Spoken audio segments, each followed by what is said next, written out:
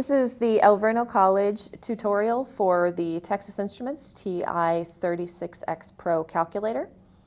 We are going to be talking about calculating with fractions, specifically in this case mixed fractions. The buttons that I will be using, let me zoom in a bit.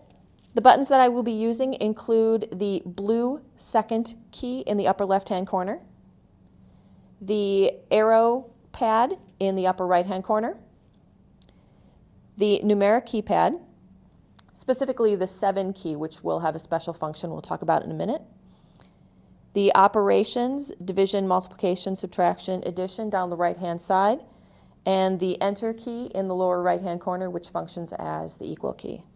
We're going to start with subtraction.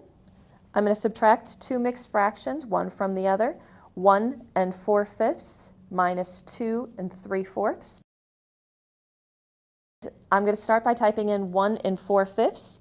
In order to do so, I'm going to use the second key in the upper left-hand corner to activate the function on the 7 key, because at this point I'm going to hit the 7 key. And notice when you do that, a 7 doesn't appear, but rather this fraction outline on the screen. Now I can type in the fraction, the numbers that make up the fraction. I'm going to type in a whole number of 1, arrow over to the fraction. I'm going to type in 4 as the numerator, arrow either over or down to type in 5 as the denominator. I'm going to arrow over to type in a subtraction key. I want to enter a second mixed fraction, so again I'm going to hit the blue second key to activate the blue function above the 7 key. Again, a 7 does not appear on the screen, but instead the outline of a fraction, of a mixed fraction. I'll type in a 2 for the whole number, arrow over to type in the numerator of 3, arrow over to follow the arrows that were flashing on your screen, or you could have arrow down to type in a 4 in the denominator. At this point you can hit enter to get your solution, or if you want to see the actual problem on your screen, you can arrow over to the right, then hit enter. Notice we get a negative answer, negative 19 over 20. If you'd like that converted into a decimal, see the video on converting between fractions and decimals. I want to do a second example, so let me clear this screen for now. I want to do an example with multiplication. I'm going to type in 9 12/13 times 2.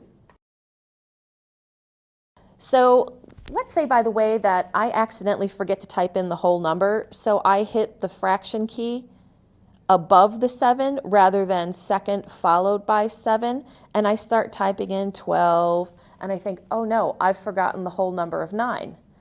Well, you'll see that I already have a 12 on the screen. Let me zoom in a bit. You'll see that I have a whole number of 12 on the screen, but I need to put a 9 in front of that. What I can do is I can arrow over. Notice that I'm hitting the left arrow,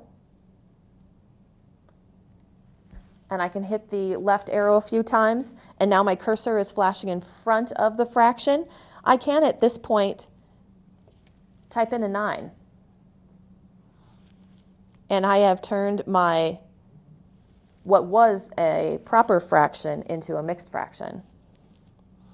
And now I can continue by arrowing down, and I can type in the 13. Let me zoom out a bit. I can type in the 13, arrow over, multiplied by 2, so simply times 2, no fractions there to worry about. Hit enter. And again, notice that you're going to get a fractional answer. Let me zoom in so you can see that a bit. Notice the answer that you get on the screen is 258 over 13. If you would like to convert that into a mixed fraction, or if you would like to convert that into a decimal, see the video on converting from fractions to decimals.